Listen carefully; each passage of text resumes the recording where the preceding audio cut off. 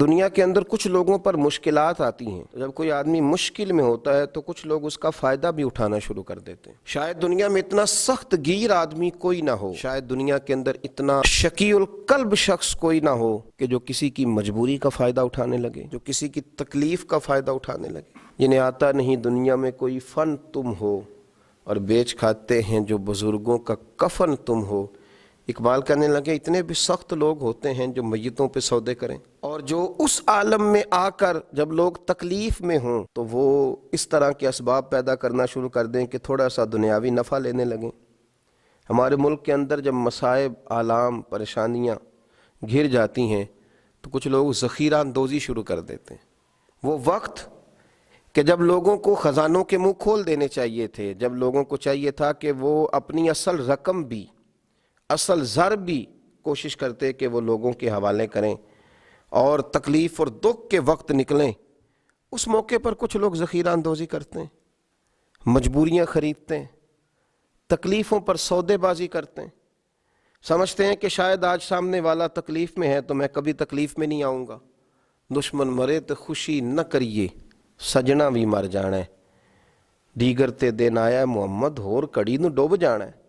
یہ وقت بدلتا رہتا ہے، آزمائشیں آتی ہیں، تو ذخیرہ اندوزی کرنا، قیمتیں بڑھانے کے لیے مال کو چھپا لینا، ضرورت مندوں کے قریب چیزوں کو نہ جانے دینا۔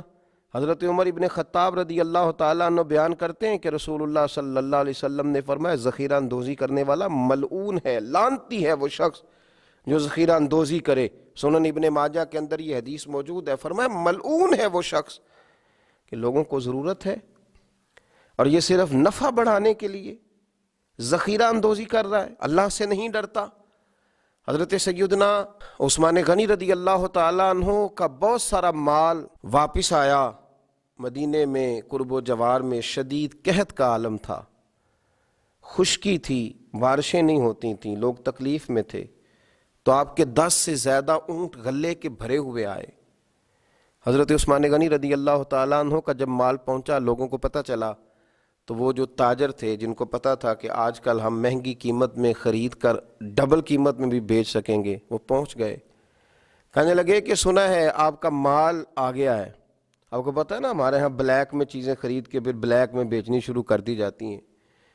یہ وہ لوگ ہوتے ہیں جو بڑے سخت گیر ہو جاتے ہیں، جو اپنے دل سے وہ ساری چیزیں دور کر لیتے ہیں جہاں انسانیت جنم لیتی ہے، جہاں محبت جنم لیتی ہے، جہاں انسانوں کا دکھ پایا جاتا ہے، یہ تو پتہ نہیں کہاں پہنچ جاتے ہیں۔ تو بہت سارے لوگ حضرت عثمان غنی رضی اللہ تعالیٰ عنہ کے پاس بہت سارے تاجر آئے اور انہوں نے آ کر کے کہا کہ سنا ہے آپ کا مال آیا ہے، تو ہم ڈبل قیمت میں آپ کا مال خریدنا چاہتے ہیں۔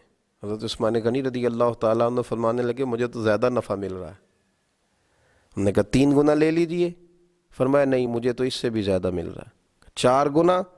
ہم مال نہیں دیکھتے، آپ کے جتنے اونٹ مال کے بھرے ہوئے آئے ہیں کسی علاقے سے، تو آپ 4 گنا نفع لے لیں۔ تو حضرت عثمان غنی فرمانے لگے نہیں بھائی، مجھے تو 10 گنا مل رہا ہے، اور مجھے تو امید ہے 700 گنا بھی ملے گا۔ کہا جناب وہ کون سا آدمی ہوگا جو آپ کو 700 گنا، 10 گنا، اتنا بڑا نفع ہماری بس میں نہیں ہے۔ حضرت عثمان غنی سے وہ لوگ کہنے لگے آپ تو بڑی دور ہی نکل گئے ہیں، اب تو لمبا ہاتھ مارنے کے چکر میں ہیں۔ جناب عثمان غنی فرمانے لگے تم جاؤ۔ لوگ چلے گئے۔ شرم و حیا کے اس پیکر نے، میرے نبی پاک علیہ السلام کے تربیت یافتہ اس تاجر نے، یہ بھی مالدار تھے، انہیں بھی نفع کمانا آتا تھا، یہ بھی مارکیٹ میں رہتے تھے، ان کو بھی پتہ تھا کہ آج ہی تو لوگ الجھے ہوئے ہیں، آج ہی تو لوگوں کی مجبوریاں خریدی جا سکتی ہیں۔ تو جناب عثمان غنی نے اعلان فرمایا جن جن غریبوں کے پاس غلہ نہیں ہے وہ آ جائے۔ عثمان نے خزانوں کے منہ کھول دیے ہیں، لوگ دوڑے آئے، وہ خزانہ لوگ اٹھا اٹھا کے لے جانے لگے۔ تو تاجر آئے، کہنے لگے عثمان تم تو کہہ رہے تھے 10 گنا ملتا ہے اور امید ہے 700 گنا تک بھی ملے گا، اور یہاں تم نے دروازہ کھول دیا ہے غریبوں لاچاروں کے لیے۔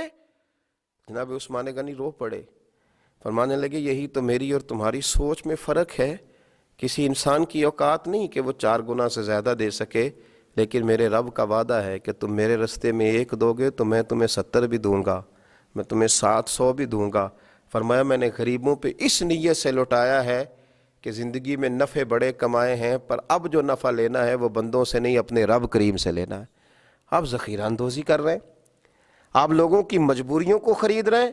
آؤ پلٹ کے آؤ، ساری زندگی لوگوں سے تجارت کی، جب لوگ مجبور ہوں، تکلیف میں ہوں، تو پھر ایک دفعہ اپنے رب سے بھی تجارت کر کے دیکھو، اپنے مالک سے بھی تجارت کر کے دیکھو۔ اور جو رب سے تجارت کرتا ہے اسے پھر صرف دنیا کا نفع نہیں ملتا، اللہ اسے دین، دنیا اور آخرت کے نفع عطا فرمایا کرتا ہے۔ اللہ سمجھنے کی توفیق عطا فرمائے۔